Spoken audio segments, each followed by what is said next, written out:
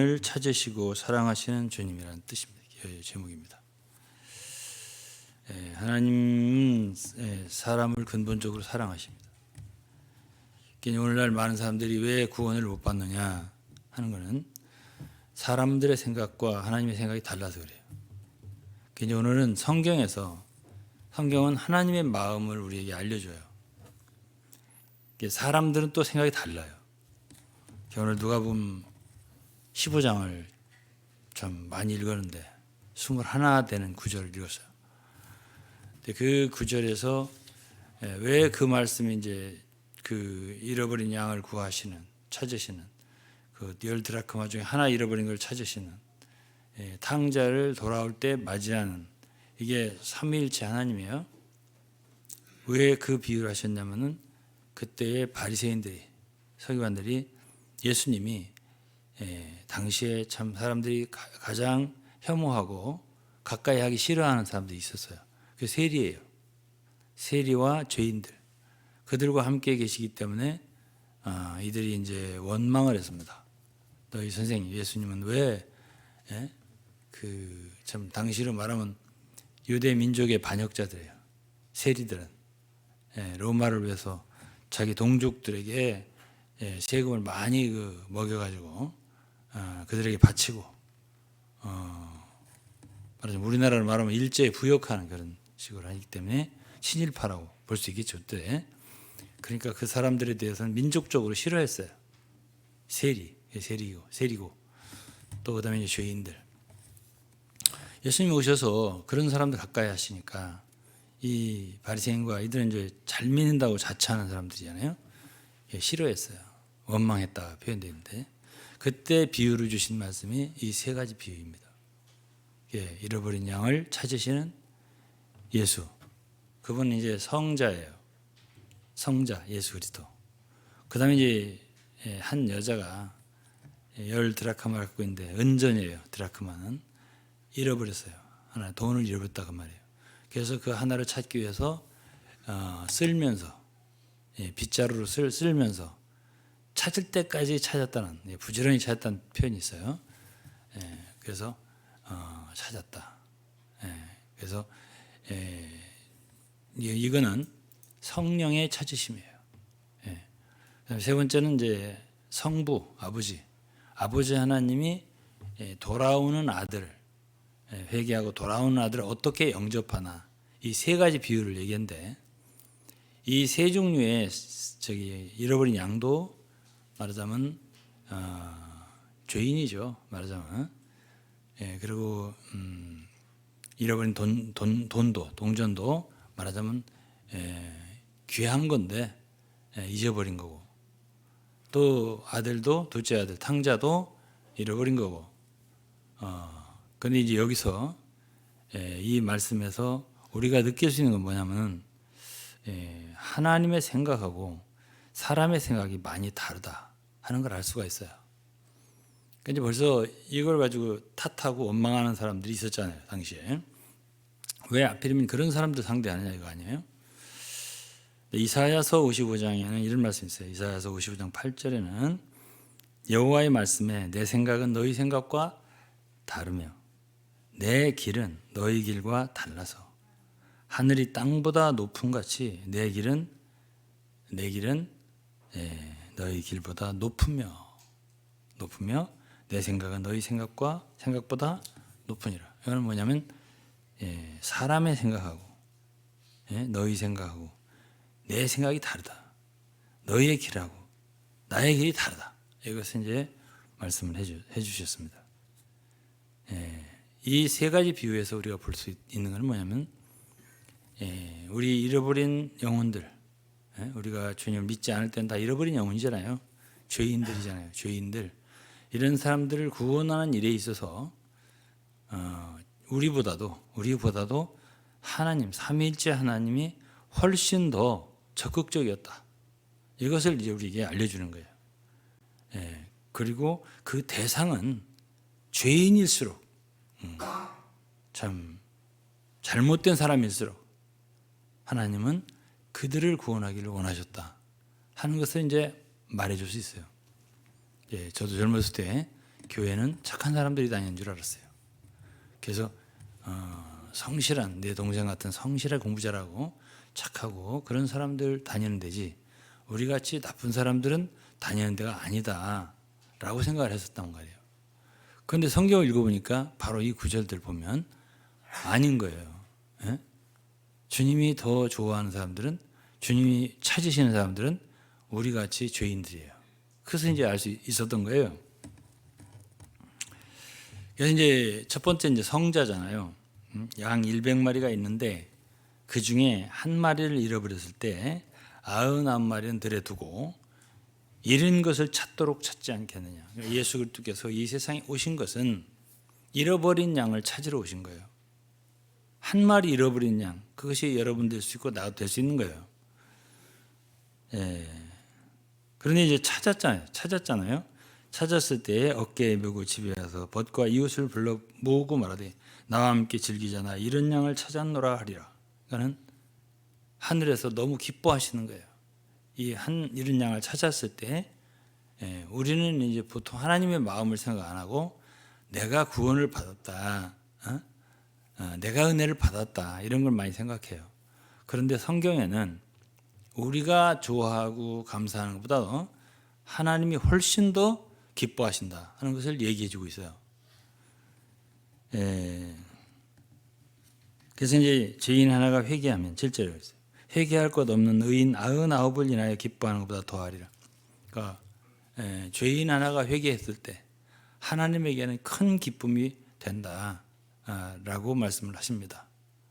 그래 어떤 죄인도 하나님은 구원하기 원하시고요. 너무나 죄가 많아서 구원하지 못할 죄인은 없는 거예요. 하나님께는. 그 다음에 이제 그 10드라크마 중에서 하나를 잃었을 때 등불을 켜고 집을 쓸며 찾는다. 이거는 성령이에요. 그러니까 예수 그리스도께서 베들레헴에서 출생하시고 사람으로 그리고 자라시고 그리고 결국은 이제 십자가에 피 흘려 돌아가시고 사흘 만에 부활하시고 이런 모든 것은 하신 것이 우리 죄인을 구원하기 위한 일이었어요. 그러니까 그분이 여기서 잃은 양을 찾기 위해서 그렇게 하신 거예요. 99마리 문제없는 사람들이 아니에요. 잃어버린 양 한 마리를 찾기 위해서 그렇게 하셨다. 이렇게 말씀하셨습니다.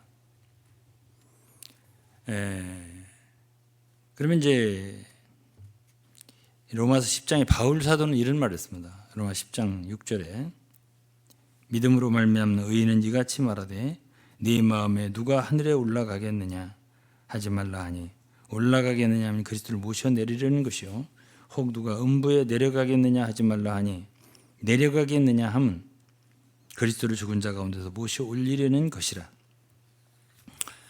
사도 바울은 이 이제 신명기의 말씀인데요. 이 말씀을 인용하면서 믿음으로 말미암는 의라는 건 이제 우리가 구원받는 것을 말하는 거예요. 믿음으로 의롭다 받는 거니까. 네 마음에 누가 하늘에 올라가겠느냐?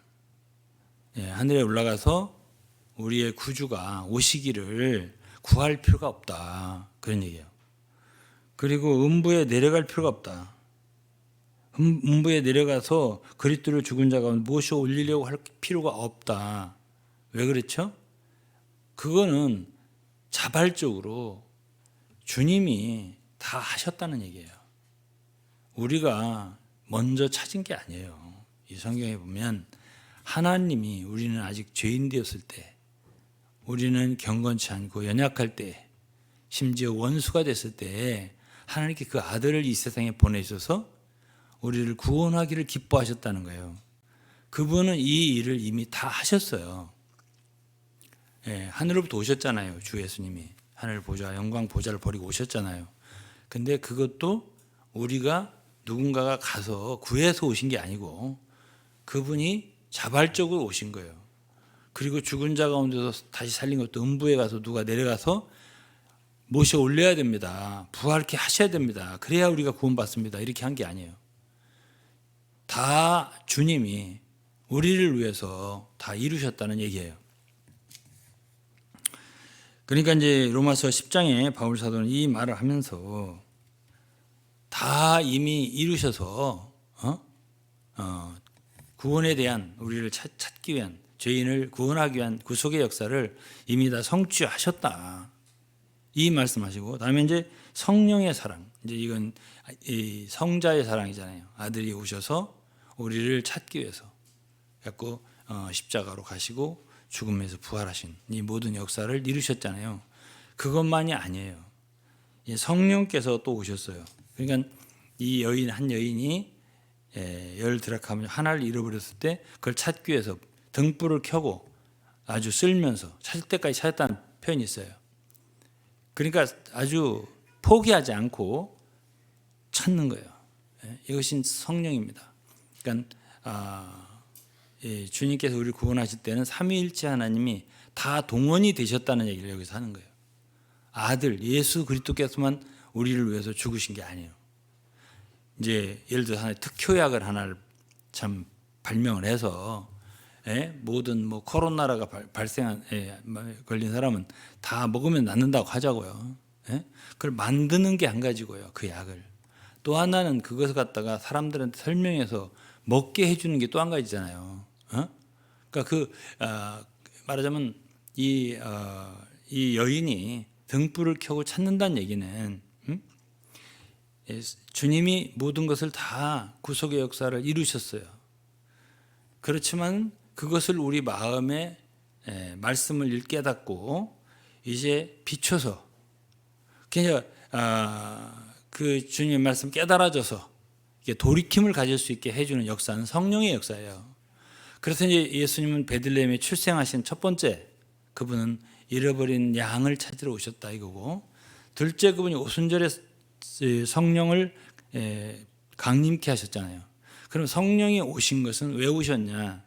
그 역시 하나님의 사랑이에요.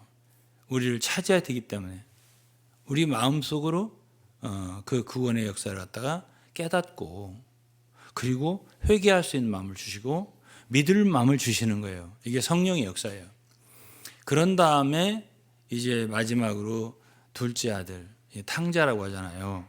그 탕자가 말하자면 아버지의 재산을 나눠달라고 그래가지고 먼 나라에 가서 허랑방탕하고 그리고 다 그걸 갖다 허비한 뒤에 이제 배가 고파가지고 아무래도 돌아가야 되겠다. 아버지 집에는 얼마나 그 종들 일꾼들도 그렇게 풍족하게 먹는데 나는 여기서 돼지우리에서 나는 그 쥐염 열매도 못 먹고 이렇게 굶어 죽는구나. 그러면서 이제 돌아갈 마음을 먹었어요. 근데 돌아갈 마음을 먹는 것까지가 바로 성령의 역사예요. 그냥 회개를 하는 거예요. 이게 바로 그것이 두 번째 드라크마 성령의 역사란 말이에요. 그러면 아들이 역사하셨잖아요. 그 다음에 보혜사 성령이 또 역사하셨잖아요. 그 결과는 이제 돌아가는 거죠. 아버지께로 돌아가는 거예요. 근데 이제 여기에서 또 아버지의 마음도 나와요. 성부는 어떠시냐? 이제 성자의 사랑은 그분이 말하자면 이 땅에 오셔서 인생 33년 사시고 십자가에 죽으시고 부활하시고 이 모든 것이 성자의 사랑이라면 성령이 오신 건 왜냐? 우리로 하여금 그 모든 구속의 역사 그분의 말씀을 깨닫고 비춤을 얻고 돌이키게 하는 데까지예요. 그럼 이제 돌아서서 이제 아버지께 돌아가야 되겠다 라고 이제 성부께서 이제 나와요. 마지막 세 번째 비유죠. 그럴 때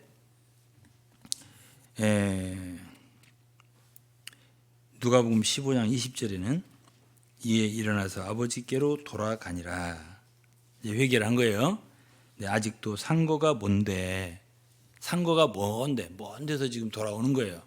상거가 뭔데 아버지가 저를 보고 측은히 여겨 달려가 목을 안고 입을 맞추니. 그럼 여기서 이제 아버지의 마음 볼 수가 있는 거예요. 이 아들은 나가가지고 아버지 재산을 다 들어먹어갖고 허랑방탕하며 죄를 졌기 때문에 아버지한테 떳떳하게 올 수가 없다. 자기는.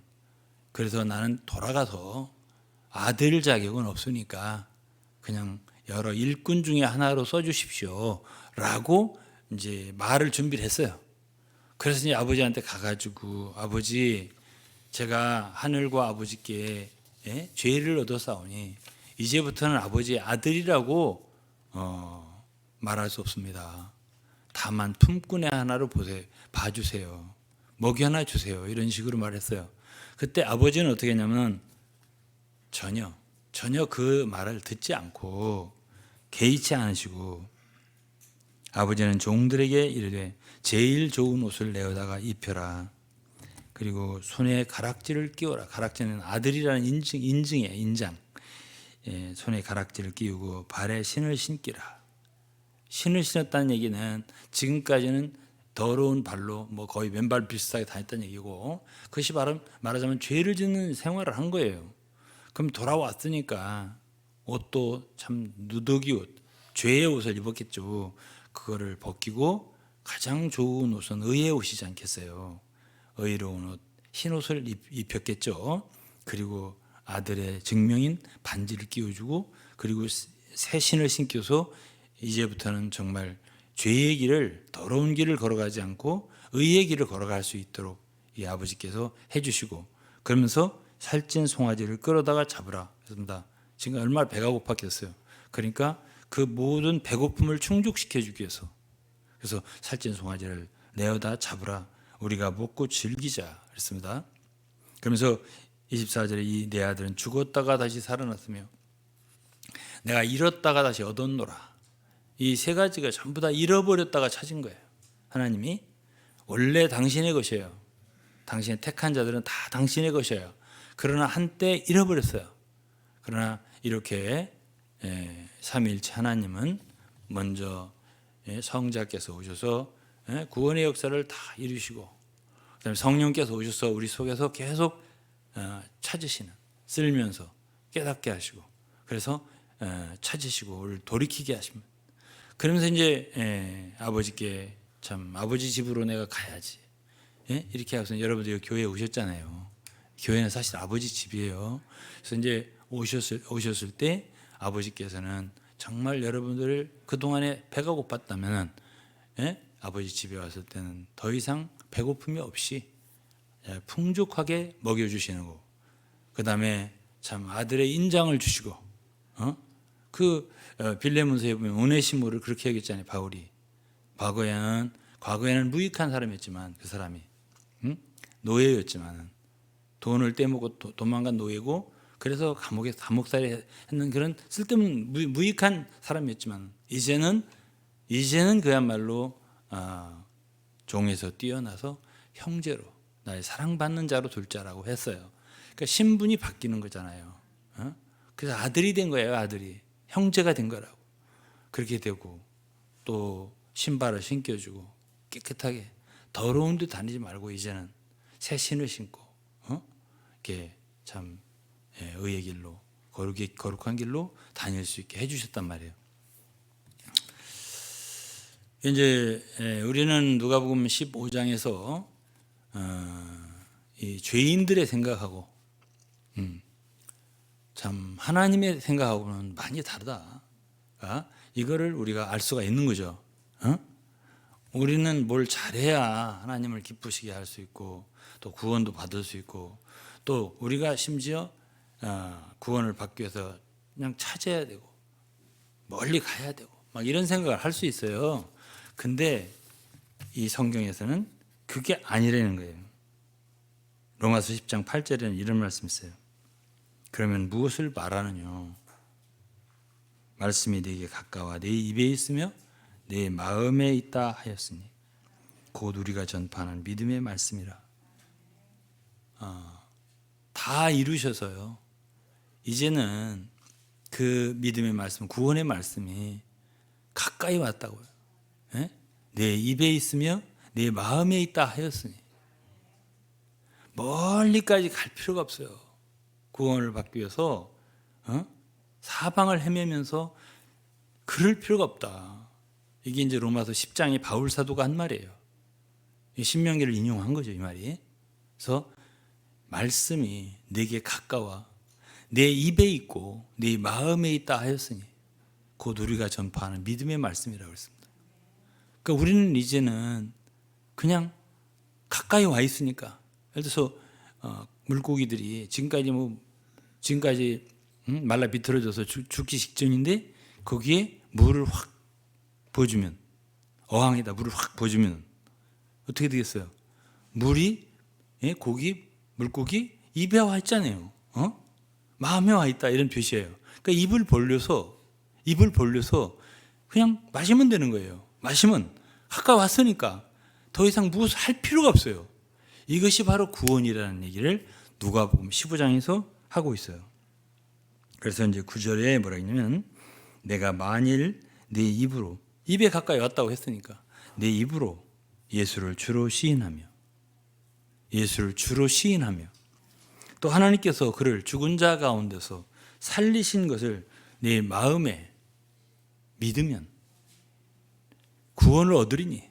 구원 얻는 거는 너무 쉽다 이거예요. 다 해주셔서 그 말씀이, 구원의 말씀이 가까이 내 마음과 입에 가까이 오게 하셨으니 그 하늘에 올라가려고 할 것도 없고 음부까지 내려가서 간구하려고 할 것도 없고 벌써 다 이미 다 이루셔서 여러분들의 마음과 입에 가까이 왔으니까 내 입으로 예수를 주로 시인하고, 그리고 하나님께서 예수를 죽은 자 가운데 다시 살리신 것을 내 마음에 믿기만 하면 구원을 얻으리니.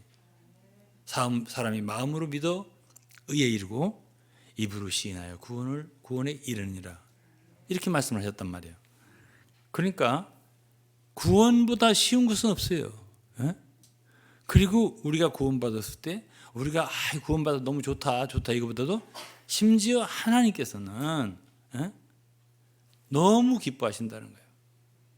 내 아들은 잃었다가 다시 찾았으며 내가 죽었다가 다시 살았다, 이렇게 하면서 하늘에서는 잔치가 벌어진다는 거예요. 우리가 서로 즐거워하고 기뻐하자, 이렇게. 그러니까 하나님은 죄인 하나가 회개하고 구원을 받는 걸 보면 너무 그분 마음에 기쁨이 된다 하는 것을 누가복음 15장에서 우리에게 알려주는 거예요. 이것이 이제 첫 번째 구원의 사랑입니다. 근데 이제 어쨌든 마태복음 8장도 보고 요한복음 8장도 보고 마태복음 9장도 보고 그러면은 주님이 접촉한 사람들이 거의 다 죄인들이에요. 요한복음 8장에는 간음 중에 현장에 잡힌 여자에 나옵니다. 사람들은 다 이 여자를 돌로 쳐 죽여야 되지 않냐, 모세 율법에 의하면. 그때 주님은 그 여자에게 대화를 하시고, 이제 어쨌든 죄 없는 자가 돌로 먼저 치라, 이렇게 하니까는 다 사람들이 양심의 가책을 받아 다 떠났어요. 그때 주님이 그 너를 정죄하던 자들이 어디 있느냐, 없나이다, 다 갔으니까. 근데 주님이 그랬어요. 나도 너를 정죄하지 아니하노니. 주님은 이 세상에 정죄하러 오신 분이 아니에요. 죄를 지은 사람을 정죄하러 오신 분이 아니에요. 그분은 용서하러 오셨어요. 구원하러 오셨단 말이에요. 나도 너를 정죄하지 아니하노니 다시는 가서 죄를 범하지 말라 그랬습니다. 그러면서 주님이 한마디 덧붙였죠. 나는 생명의 빛이니 나를 따르는 자는 어둠에 다니지 아니하고 생명의 빛을 얻으리라 그랬습니다. 그러니까 주님을 따를 필요가 있는 거예요. 구원을 받았어. 그럼 다시는 죄를 지으면 안 되는 거예요. 이제는 정말 주님을 따르면서 생명의 빛을 얻어서 빛 가운데 살 수가 있어야 정상인 거예요. 그 다음에 이제 마태복음 8장에 보면 예수께서 산에서 내려오시니 허다한 무리가 쫓으니라 한 문둥병자가 나와 저라고 가르되 주여 원하시면 저를 깨끗게 할 수 있나이다 하거늘 예수께서 손을 대시면서 뭐라 그랬어요? 내가 원하니 깨끗함을 받으라 그랬습니다. 사실 이 문둥병자는 여러분들도 이제 문둥 환자를 본 적이 있으실지 몰라도 가장 더럽고 참 누구든지 가까이 가서 손을 대고 싶지 않은 사람이 문둥병자예요. 참 전염도 될 수 있는 거고 또 더럽기도 하고 냄새도 나고 이게 문둥 환자인데 주님이 말씀으로만 해도 치료를 할 거란 말이에요. 말씀으로만 해도 그런 능력이 있으시죠. 그러나 여기에서 손을 대셨다 그랬습니다. 문둥병 환자에게 손을 대시면서 깨끗함을 받으라. 내가 원하는 깨끗함을 받으라. 그러니까 주님은 이 세상에 오셔서 깨끗하고 고상하고 소위 거룩하고 그런 사람만 상대한 게 아니에요. 그러한 죄인일수록 참 더러운 사람들일수록 가까이 가셔서 손을 대시면서, 이 하나님의 사랑인 거예요. 주님의 사랑이 그런 분이에요. 그러니까 주님이 어떤 분인가를 알아야 우리가 주님께 나아갈 수가 있어요. 그다음에 이제 마태복음 9장에는 10절에 보면 예수께서 마태의 집에서 앉아 음식을 잡수실 때에 많은 세리와 죄인들이 와서 예수와 그 제자들과 함께 앉았더니 바리새인들이 보고 그 제자들에게 이르되 어찌하여 너희 선생은 세리와 죄인들과 함께 잡수시느냐. 계속 이 바리새인과 이 사람들은, 서기관들 이런 사람들은 그 당시에는 제일 잘 믿는다는 사람들이에요. 근데 예수님은 계속 세리와 죄인들하고 이렇게 잡수시고 참 그들과 대화하시고 이렇게 하니까 이들은 상당히 그게 마음에 걸리는 거예요. 이게 그러니까 주님은 항상 그러한 사람들, 죄인들, 참 문둥병자들 이렇게 가까이 하시고 손을 대시고 이렇게 하면서 사람들을 구원하시고 치료하시고 이렇게 하기 때문에, 그런데 주님이 대답이 12절에 예수께서 들으시고 이르시되 건강한 자에게는 의원이 있을 때 없고 병든 자에게 있을 때 있느니라 그랬습니다. 건강한 자에게 의원이 있을 때보다 주님이 이 땅에 오신 것은 병든 자를 구원하러 왔다. 그러면서 인자가 온 것은, 그 다음 구절이 그거예요. 의인을 부르러 온 게 아니라 죄인을 불러 회개시키러 왔다. 제가 대학교 때 학생 때 이 말씀을 듣고 탁 돌아섰어요. 저는 주님이 나 같은 죄인은 가까이 하지 않을 것이다 라고 생각을 했었단 말이에요. 그런데 보니까 말씀이 그게 아닌 거예요. 그래서 주님은, 주 예수님은 전적으로 참 자격 없는 사람들, 죄인들, 실패를 많이 한 사람들, 그런 사람들을 찾아와서 위로하시고 참 가까이 하시고 구원하시고 치료하시고 이렇게 하기를 기뻐하시는 분이다라는 것을 먼저는 아셔야 되겠습니다. 그다음에 두 번째는 주님의 사랑은, 이제 첫 번째는 구원하시는 사랑이에요. 첫 번째는. 두 번째는 주님은 구원하실 뿐 아니라 구원을 받은 뒤에 끝까지 돌보시는, 끝까지 사랑하시는 사랑을 갖고 계세요. 이제 구원 받았으니까 알았어, 네가 생활해라, 죄 짓지 말고, 이게 아니에요. 주님은 끝까지 돌보셔요. 이것이 요한복음 13장 1절에 있는 말씀입니다. 유월절 전에 예수께서 자기가 세상을 떠나 아버지께로 돌아갈 때가 이른 줄 아시고 세상에 있는 자기 사람들을 사랑하시되 끝까지 사랑하시느니라. 여기 끝까지 사랑하잖아요. 자기 사람 제자들을 끝까지 사랑하신다 하면서 13장에 제자들의 참 발을 씻어주는 게 나와요. 사람에게 있어서 가장 참 먼지가 묻고 때가 묻고 이렇게 쉬운 것이 바로 발입니다. 그런데 주님이 세수대에다 물을 뜨시고 수건을 두르시고 제자들 하나하나 발을 씻어줬단 말이에요. 그러니까 발을 씻어줄 때 제일 민망한 건 뭐예요? 우리가 발 씻김을 받을 때 제일 더러운데 사실은 그걸 씻어주신다 할 때 얼마나 미안하겠어요. 근데 주님이 어떤 분인가를 알려주시는데, 그것은 우리가 구원을 받고 이렇게 생활을 하다 보면 우리도 원치 않는 사이에 발에 또 먼지가 묻는다 그거죠.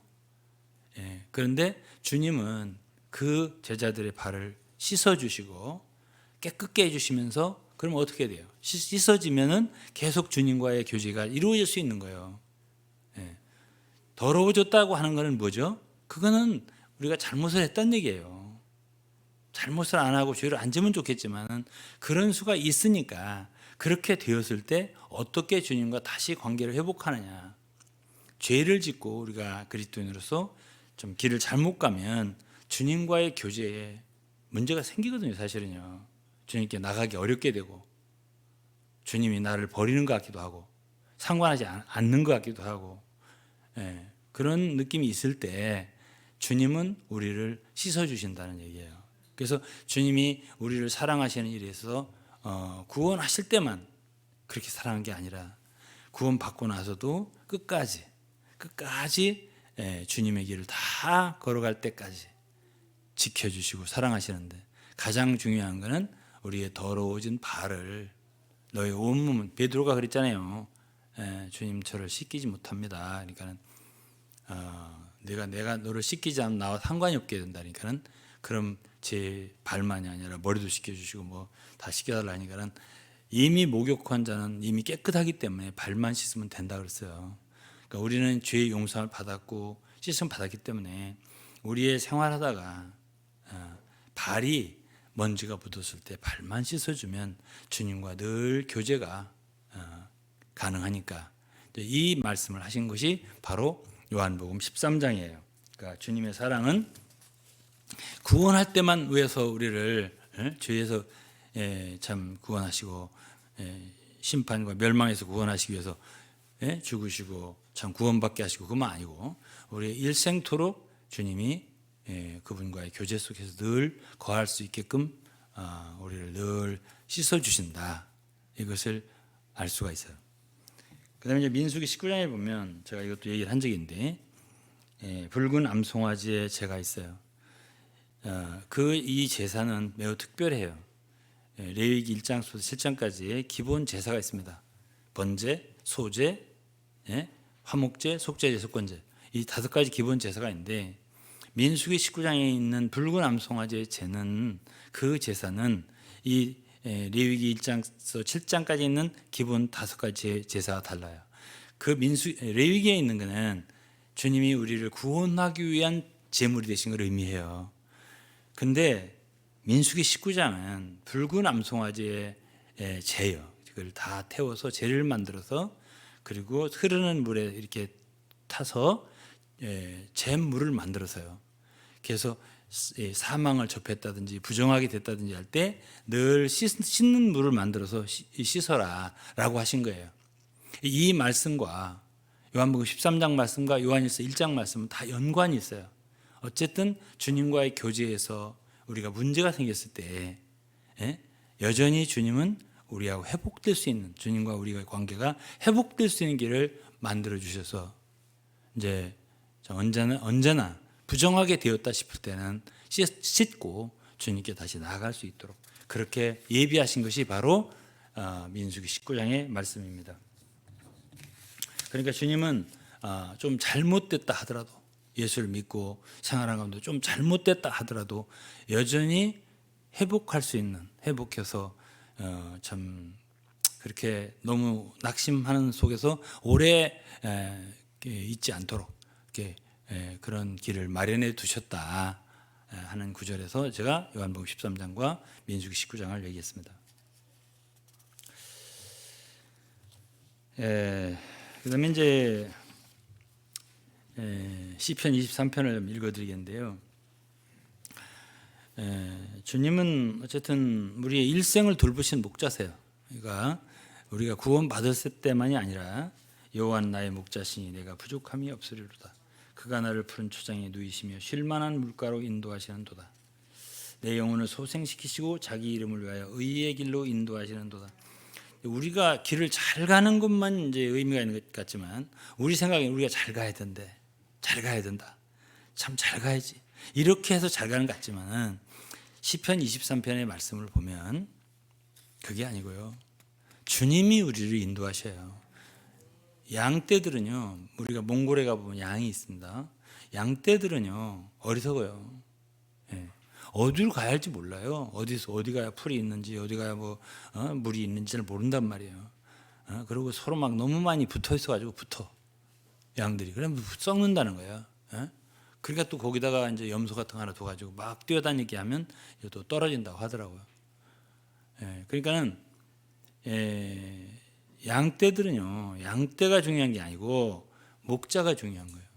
그러니까 주 예수께서는 구원하실 때만 우리의 구주가 된 게 아니고, 구원 받고 나서 우리 일생을 인도하시는 목자가 되셨다는 거예요. 목자장이라고 하잖아요, 그분이. 그러니까 우리 일생을 인도하신다고. 내가 그렇게 걱정 안 해도 되게. 뭘 먹을까, 뭘 입을까, 어떻게 살까, 뭐 여러 가지 걱정이 많지 않습니까? 그렇죠?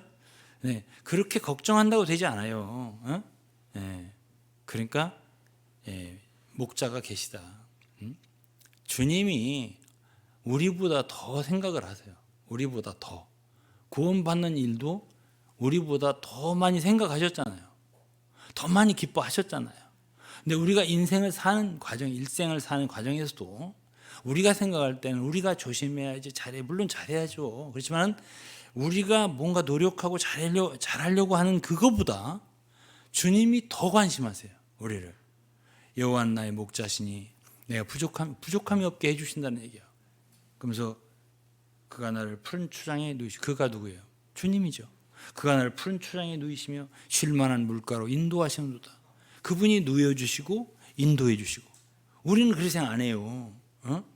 우리가 푸른 초장으로 가봐야지, 쉴 만한 물가에서 좀 쉬어야지, 이런 생각을 한단 말이에요.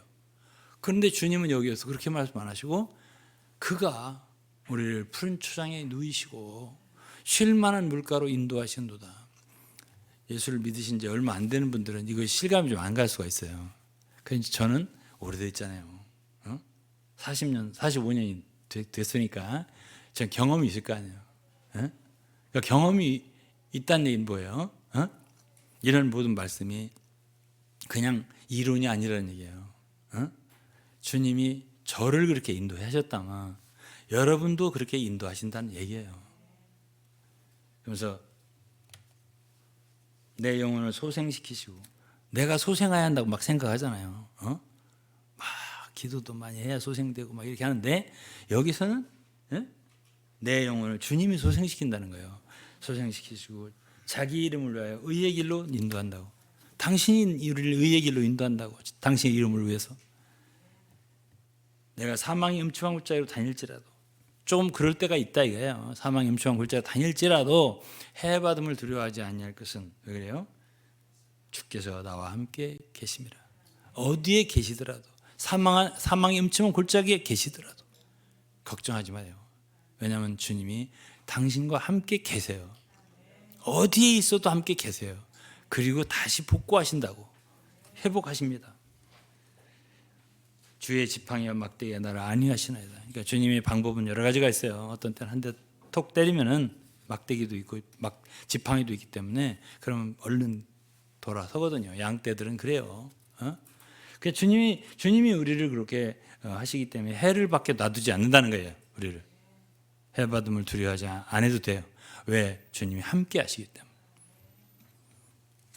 주께서 내 원수의 목전에서 내게 상을 베푸시고 기름으로 내 머리에 바르셨으니. 그러니까 원수도 있을 수 있어요. 이상하게 미워해. 나는 잘못도 안 했는데 계속 미워해.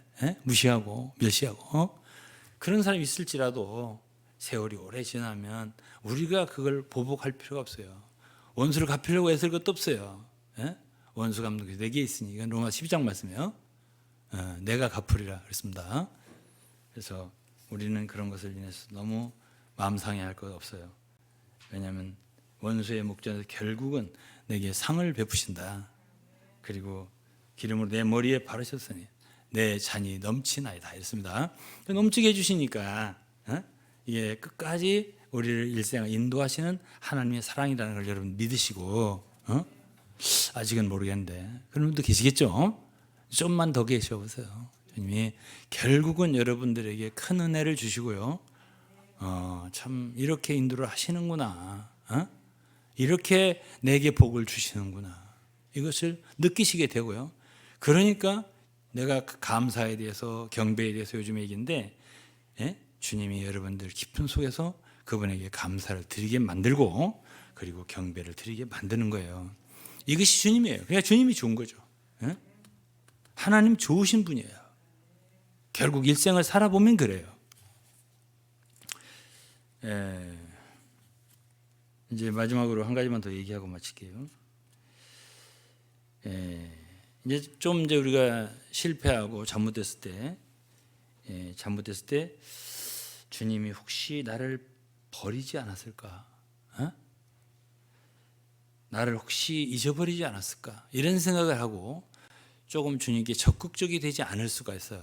그래서 처음 사랑처럼 그렇게 신선하지 못하고 자꾸만 물러서는 그런 상황이 있을 수가 있다고요. 그런데 주님은 그러한 사람들을 위해서도 말씀을 해주셨어요. 한 두세 구절만 읽고 마칠 거예요. 이사야 49장 14절이에요. 오직 시온이 이르기를 여호와께서 나를 버리시며 주께서 나를 잊으셨다 하였거니와 여인이 어찌 그 젖먹는 자식을 잊겠으며 자기 태에서 난 아들을 긍휼히 여기지 않겠느냐. 그들은 혹시 잊을지라도 나는 너를 잊지 아니할 것이라. 내가 너를 내 손바닥에 새겼고 너의 성벽이 항상 내 앞에 있나니. 주님은 절대 잊을 리가 없다는 얘기예요. 예? 내가 잠시 마음이 내가 좀 잘못 살아서 실패를 해서 심지어 죄를 지고 같은 그런 마음 이런 것 때문에 주님께 가까이 나가지 못하고 참 주님과의 신선한 교제를 잃어버렸다 할 때 우리는 또한 주님의 생각과 주님의 길을 모르고 스스로 멀어지는 수가 있단 말이에요. 그러니까 이런 사람들을 이런 성도라 하더라도 성경 말씀에 의하면 주님은 절대 잊지 않는다. 어떻게 젖 먹는 자식을 여인이 잊겠냐 이랬습니다. 그러니까 하나님의 마음이 우리의 마음보다 훨씬 크다. 구원하실 때도 그랬고 지금 우리를 인도하실 때도 그러고 계시고 또 뭔가 정말 잘못됐다고 느껴질 때도 절대 주님은 여러분과 우리를 소홀히 하지 않고 잊지 않는다. 버리지 않는다. 이런 말씀하셨습니다. 다음에 아예 손바닥에 새겼다고 하셨습니다. 손바닥에 새겼다. 그래서 예레미야 3장 1절에 세상에서 말하기를 가령 사람이 그 아내를 버림으로 그가 떠나 타인의 아내가 된다 하자 본부가 그를 다시 받겠느냐. 그러면 이 땅이 크게 더러워지지 않겠느냐 하니라. 나 여호와가 말하노라. 내가 많은 무리와 행음하고도 내게로 돌아오려느냐. 너는 가서 북을 향하여 이 말을 선포하여 이르라. 여호와께서 가라되 배역한 이스라엘아 돌아오라. 나의 노한 얼굴을 너에게로 향하지 아니하리라. 난 긍휼이 있는 자라. 노를 한없이 품지 아니하느니라. 여호와의 말이니라. 오직 너는 내 죄를 자복하라. 이는 내 하나님 여호와를 배반하고 내 길로 달려 모든 푸른 나무 아래서 이방신에게 절하고 내 목소리를 듣지 아니하였음이니라. 여호와의 말이니라. 나 여호와가 말하노라. 배역한 자식들아 돌아오라. 나는 너희의 남편임이니라.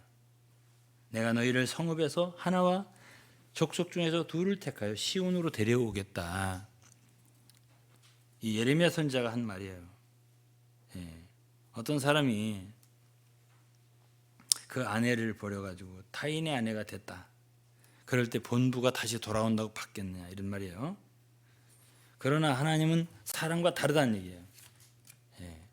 나는 잠시 노할 수 있겠지만 한없이 노를 품지 않는다고. 만일 네가 죄를 자복한다면 그리고 돌이키기만 한다면 배역을 했다 하더라도 나를 버리고 떠났다 하더라도 내가 다시 받아주겠다 이런 말씀이에요. 다음에 호세아입니다. 호세아 2장에 13절에 저가 귀고리와 폐물로 장식하고 그 연애하는 자를 따라가서 나를 잊어버리고 향을 살라 바알들을 섬긴 시위를 따라 내가 저에게 벌을 주리라. 나 여호와의 말이니라. 그러므로 내가 저를 계유하여 거친 들로 데리고 가서 말로 위로하고 거기서 비로소 저희 포도원을 저에게 주고 아굴 골짜기로 소망의 문을 삼아 주리니 저가 거기서 응대하기를 어렸을 때에 애굽 땅에서 올라오던 날과 같이 하리라. 이거는 이제 호세아는 그 호세아 선지자대로 부정한 여자 고멜하고 결혼해서 애를 낳으라고 했어요. 근데 애를 낳고서 다시 또 가서 다른 남자한테 가서 살게 되는 그런 상황이 벌어졌을 때 하나님은 호세아 선지자에게 그 아내를 뭘 좀 가지고 가가지고 다시 대가를 지불하고 데려오라고 이렇게 말씀하신 장면입니다. 호세아 3장 1절에 여호와께서 내게 이르시되 이스라엘 자손이 다른 신을 섬기고 건포도 떡을 즐길지라도 여호와가 저를 사랑하나니 너는 또 가서 타인에게 연애를 받아 음부된 그 여인을 사랑하라 하시기로 내가 은 15개와 보릿 한 호멜 반으로 나를 위하여 저를 사고 저에게 이르기를 너는 많은 날 동안 나와 함께 지내고 행음하지 말며 다른 남자를 쫓지 말라. 나도 네게 그리하리라 하였노라. 이런 말씀을 보면은 하나님의 우리에 대한 사랑 한이 없고요.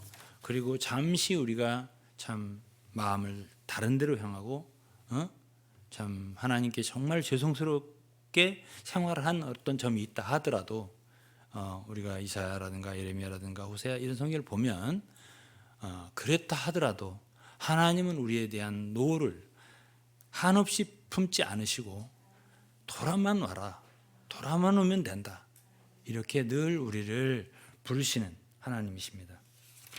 마태복음 23장 37절 한 구절만 읽고 마치겠습니다. 주님이 하신 말씀입니다. 예루살렘아 예루살렘아 선지자들을 죽이고 내게 파송된 자들을 돌로 치는 자여, 암탉이 그 새끼를 날개 아래 몸같이 내가 네 자녀를 모으려 한 일이 몇 번이냐, 그러나 너희가 원치 아니하였도다. 주님의 팔은 그 예루살렘이 당시에 그렇게 주님을 배척하고 참 받지 않고 그래서도 주님의 말씀이 여기서 보여요. 내가 너희들을 향해서 암탉이 새끼를 날개 아래 몸같이 얼마나 내 팔을 펴서 너희를 다시 내가 다시 돌아오게 하려고 했지 않겠느냐, 이 말씀이에요. 그러니까 주님의 마음은 우리 사람처럼 좁지 않아요. 7번씩 하루에 7번씩 뭔가 잘못하고 와서 7번이 아니에요. 7번씩 70번이라도 하루에 와서 죄송합니다 하면은 받아주시는 분이 주님의 마음이기 때문에 오늘 사랑하는 성도들은 혹시 뭔가 잘못된 일이 있다 하더라도 주님의 마음 오해하지 말고 언제든지 주님께 돌아서서 주님을 향하여 주님 죄송합니다, 잘하겠습니다, 이렇게 하면서 다시 돌이키면 주님 늘 여러분들을 참 넓은 가슴으로 받아주시는 주님이니까 그렇게 해서 우리의 참 일생 주님의 길을 걸어갈 때 뒤로 물러서지 아니하고 앞으로 늘 전진하는 여러분들이 될 수 있기를 주의 이름으로 축원합니다. 기도하겠습니다.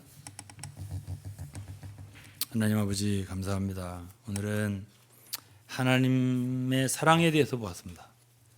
구원하실 때 사랑하셨고 또 우리 일생 끝까지 지켜주시며 사랑하시고 참 우리가 혹시 잘못을 해서 우리의 마음이 멀어졌어도 위로하시고 다시 돌이키기를 늘 바라시는 하나님의 마음을 나누었습니다.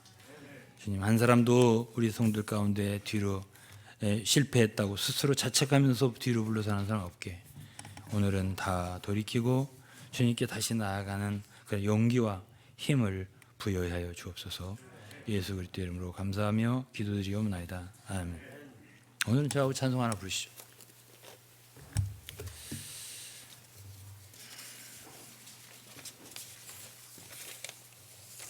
복음성가 158장입니다.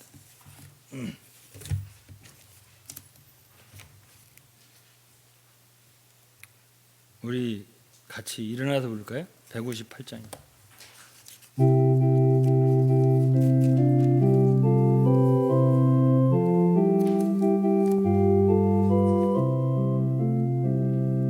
주 예수 널 돌아오게 하려 사랑으로 부르신다.